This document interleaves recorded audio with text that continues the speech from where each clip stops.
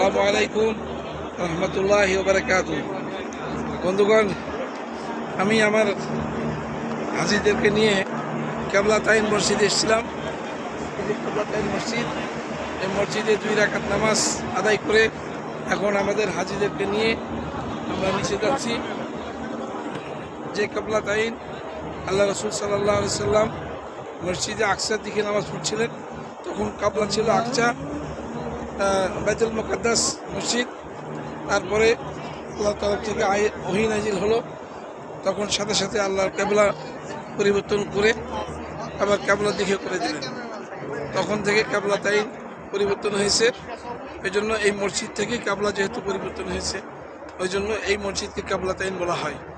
আমরা হাজিদেরকে নিয়ে বর্তমানে এখন নিচের দিকে নামতেছি।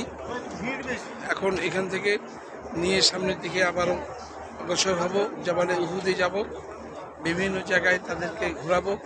এই যে আমার হাজি, এই যে একজন হাজি আব্দুল মফিজ ভাই, এই আর হাজি কি নাম,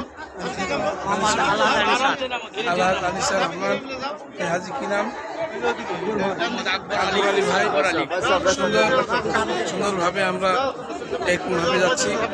এখন এই পর্যন্ত আপনারা ভালো থাকবেন। আসসালামু আলাইকুম ওয়া রাহমাতুল্লাহি ওয়া বারাকাতুহু।